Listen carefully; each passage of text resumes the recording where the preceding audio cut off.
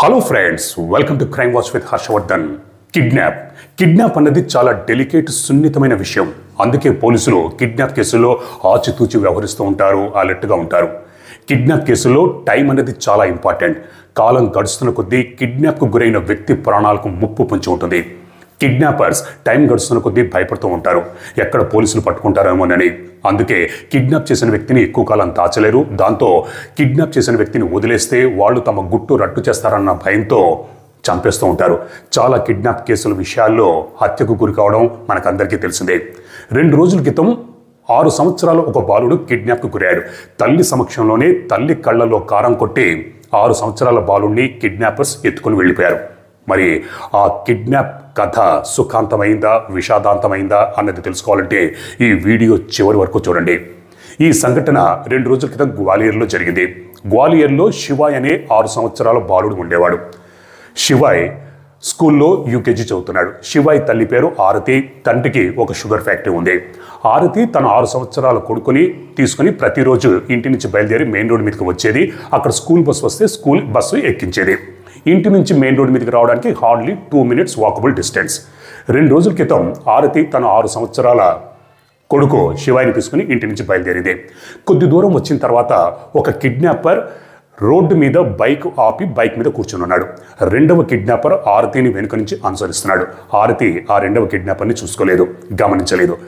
ఆ 2వ కిడ్నాపర్ ఆరతిని అనుసరిస్తూ దగ్గరగా వచ్చాడు. ఆ తర్వాత కళ్ళల్లో కారం కొట్టి పక్కనే ఉన్న శివాయిని ఎత్తుకుని పరిగెత్తుకుంటూ బైక్ మీద ఆగి ఉన్న 2వ కిడ్నాపర్ వద్దకు చేరుకున్నాడు. బైక్ వెనక కూర్చున్నాడు.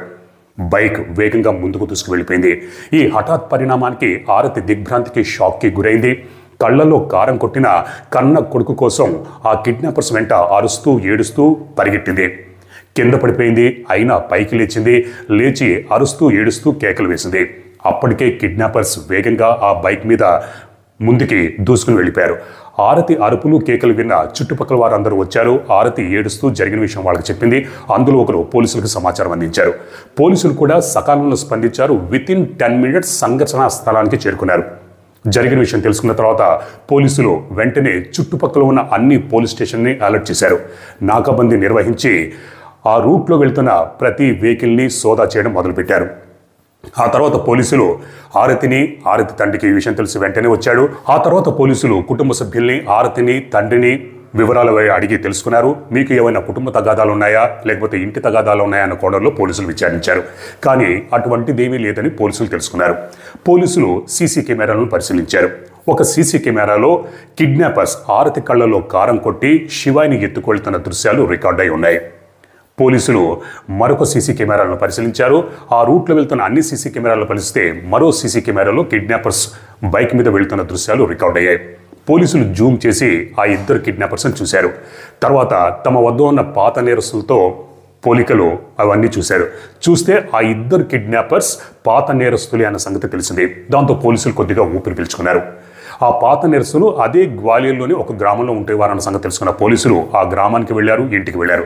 కానీ ఆ 2 కిడ్నాపర్స్ ఇంటికి రాలేదన్న సంగతి పోలీసులు తెలుసుకున్నారు. సరే, ఆ 2 కిడ్నాపర్స్ ఫోన్ నెంబర్లు పోలీసుల దగ్గర ఉన్నాయి.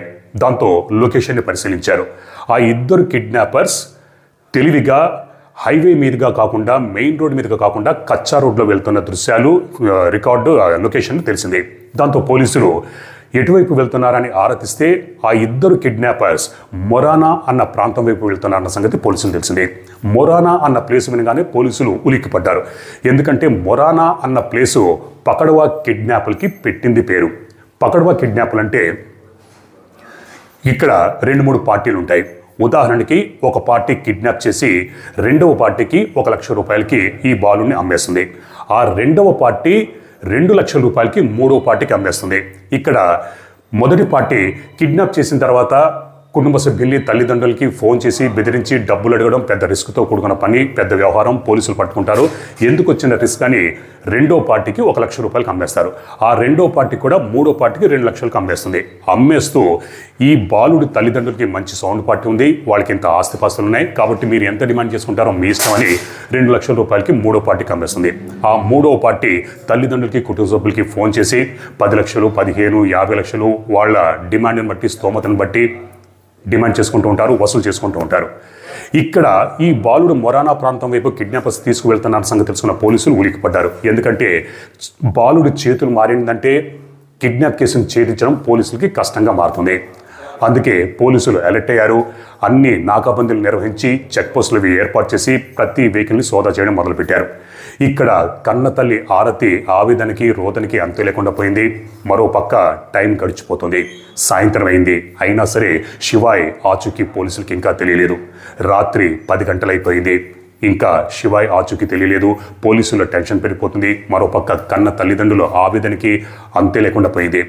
ఏ ఫోన్ వచ్చినా ఆరతి ఉలిక్కి పడుతూ లిఫ్ట్ చేస్తుంది. శుభవార్త లేకపోతే అశుభవార్త, కిడ్నాపర్స్ ఎవరైనా ఫోన్ చేస్తారా అని ప్రతి ఫోన్ కాల్ని అటెండ్ అవుతుంది. కానీ కిడ్నాపర్స్ అప్పటిదాకా ఎటువంటి ఫోన్ కాల్ చేయలేదు. ఇక్కడ మొరానా దగ్గర ఒక చిన్న గ్రామం ఉంది. ఒక రోడ్డు మీద ఈ ఆటో రిక్షా నడుపుకుంటూ ఒక వ్యక్తి వెళ్తున్నాడు. ఆ ఆటో రిక్షా తను పొద్దున్నుంచి తన ఆటో నడుపుకొని ఇంటికి తిరిగి వెళ్తున్నాడు. 11 గంటలు రాత్రి సమయం. ఆ టైంలో ఆటో రిక్షా తనకి రోడ్డు పక్కనే ఉన్న పొలంలో ఒక చిన్న పిల్లవాడు ఏడుపు వినిపించింది. తన రిక్షా లైట్ వెలుతుల్లో ఆ బాలుడిని చూశాడు. దగ్గరికి వెళ్ళాడు. ఆ బాలుడు ఏడుస్తూ మమ్మీ మమ్మీ అని ఏడుస్తున్నాడు. ఆ బాలుడు ఎవరో కాదు, కిడ్నాప్కు గురైన శివాయ్. ఏ ఆటో రిక్షా అతను ఆ బాలుని గుర్తుపట్టాడు. ఎందుకంటే సోషల్ మీడియా.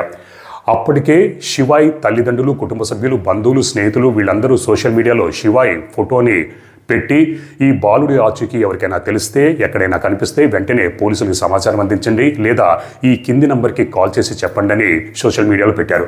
పోలీసులు కూడా సోషల్ మీడియాలో శివాయ్కి సంబంధించిన ఫోటోలు, స్టోరీ అంతా టెలికాస్ట్ చేశారు. ఇక్కడ ఆటో రిక్షా నడుపుకుంటున్న అతను కూడా ప్రతి దగ్గర ఈ మధ్య కాలంలో అందరి దగ్గర సెల్ ఫోన్లు ఉంటున్నాయి. ప్రతి ఒక్కరు సోషల్ మీడియాను చూస్తున్నారు. అలాగే ఈ రిక్షా అతను కూడా తనకి గిరాకీ లేని టైంలో ఫోన్ చూశాడు. ఆ ఫోన్లో శివాయ్కి సంబంధించిన స్టోరీ విన్నాడు. దాంతో బాలుడిని గుర్తుపట్టాడు. బాలుడి దగ్గరికి వెళ్ళాడు. బాలుడు ఏడుస్తున్నాడు, భయపడుతున్నాడు. రిక్షా అతను, బాబు భయపడకు, నేను నీ అంకుల్ని, నీకేం పర్వాలేదు, నేను నిన్ను మీ ఇంటికి తీసుకెళ్తాను, నీ తల్లి దగ్గరికి తీసుకెళ్తానని లాలించి పుచ్చగించి తన రిక్షాలో కూర్చోబెట్టుకుని బయలుదేరాడు. పోలీస్ స్టేషన్ ఏమో చాలా దూరంలో ఉంది.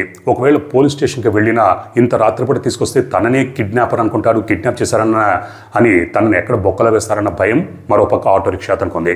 దాంతో తన ఊరి గ్రామ సర్పంచ్ దగ్గరికి తీసుకెళ్దామని డిసైడ్ అయ్యి ఊరికి వెళ్ళాడు. గ్రామ సర్పంచ్ ఇంటికి వెళ్ళి డోర్ని నాక్ చేశాడు. సర్పంచ్ డోర్ ఓపెన్ చేశాడు. ఎదురుగా 6 సంవత్సరాల శివాయి రిక్షా అతను కనిపించాడు. ఆ సర్పంచ్ కూడా ఆ బాలుడిని గుర్తుపట్టాడు. ఎందుకంటే అప్పటికే సోషల్ మీడియాలో ఈ విషయం టెలికాస్ట్ కావడంతో సర్పంచ్ కూడా ఆ బాలుడిని గుర్తుపట్టి లోపలికి తీసుకెళ్ళి స్నాక్స్ అవి ఇచ్చాడు, తినిపించాడు. ఆ తర్వాత తాగడానికి మంచినీళ్ళు ఇచ్చాడు.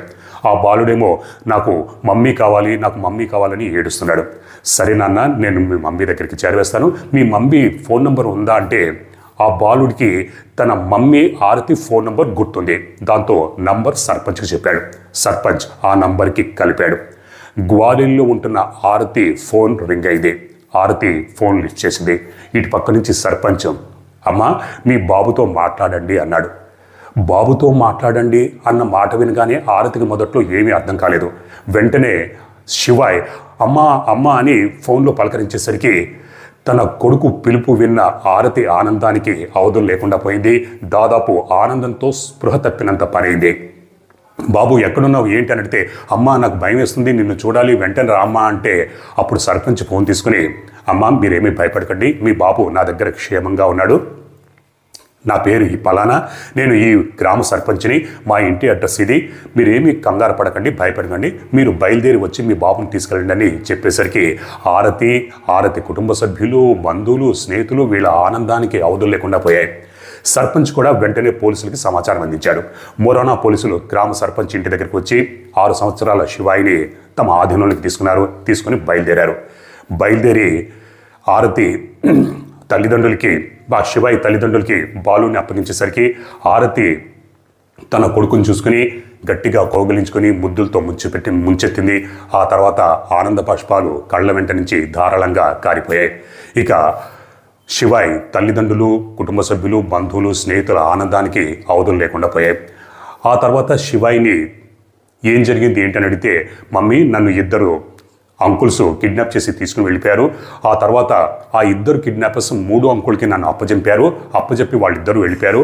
ఆ 3వ అంకుల్ మరి ఏమనుకున్నాడు ఏమో, నా కాళ్ళు చేతులకి తాళ్లతో కట్టేస్తుంటే అవి విప్పేసి ఆ 3 అంకుల్ కూడా వెళ్ళిపోయాడు.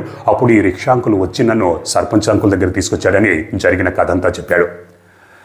మొత్తానికి కథ సుఖాంతమైంది, హ్యాపీ ఎండింగ్. ఇక్కడ ఆ రిక్షా అతన్ని కానీ గ్రామ సర్పంచ్ని కానీ ఎంతైనా అభినందించక తప్పదు. ప్రస్తుతానికి కిడ్నాపర్స్ ఇంకా పోలీసులకి దొరకలేదు. పోలీసులు గాలిస్తున్నారు. కాకపోతే కిడ్నాపర్స్ ఎంతో దూరం పారిపోలేదు. ఎందుకంటే కానూన్ కే హాత్ బహుత్ లంబే హోతే. ఈ రోజు కానీ రేపటి కానీ కిడ్నాపర్స్ దొరికిపోతారు. కాకపోతే కిడ్నాపర్స్ ఎందుకు శివాయిని కిడ్నాప్ చేశారు? డబ్బుల కోసం కిడ్నాప్ చేశారా, లేకపోతే పగ ప్రతీకారం ఇటువంటి కక్షలు ఏమన్నా ఉన్నాయా అన్న కోణంలో పోలీసులు విచారిస్తున్నారు. ఆ ఇద్దరు కిడ్నాపర్స్ దొరికిన తర్వాత అసలు విషయం బయటకు వస్తుంది. ఏది ఏమైనప్పటికీ బాలును మాత్రం క్షేమంగా తన తల్లి దగ్గరికి చేరుకున్నాడు. హ్యాపీ ఎండింగ్ అయింది. చాలా కిడ్నాప్ కేసుల విషయాల్లో జనరల్గా హత్యకు గురవుతూ ఉంటారు. అటువంటి ఉదంతాలు మనం ఎన్నో చూసాము. కాబట్టి తల్లిదండ్రులు చాలా జాగ్రత్తగా ఉండాలి. తల్లి ఉన్నప్పుడే కళ్ళలో కారం కొట్టి బిడ్డని ఎత్తుకుపోయారంటే మరి పిల్లలు ఒంటరిగా ఉన్నప్పుడు ఎలా జరుగుతుందో ఊహించుకోవచ్చు. కాబట్టి మీ పిల్లల్ని, ముఖ్యంగా చిన్నపిల్లల్ని ఒంటరిగా రోడ్డు మీదకి వదలమాకండి. అలా రోడ్డు మీద ఒంటరిగా ఉన్న ఎందరో పసిపిల్లల్ని ఎత్తుకు వెళ్ళిన ఉదంతాలు ఎన్నో జరిగాయి. ఎత్తుకెళ్ళిన తర్వాత వాళ్ళని ఏం చేస్తారు ఏంటో అన్నది కూడా ఎవ్వరికీ తెలియదు. కాబట్టి తస్మాత్ జాగ్రత్తగా ఉండండి. మరో నిజమైన క్రైమ్ స్టోరీతో ఈ రోజు రాత్రి 8 గంటలకి మళ్ళీ మిమ్మల్ని కలుసుకుంటాను. అప్పటిదాకా మీరు, మీ కుటుంబ సభ్యులు క్షేమంగా, సురక్షితంగా, అప్రమత్తంగా ఉండాలని కోరుకుంటూ మీ హర్షవర్ధన్.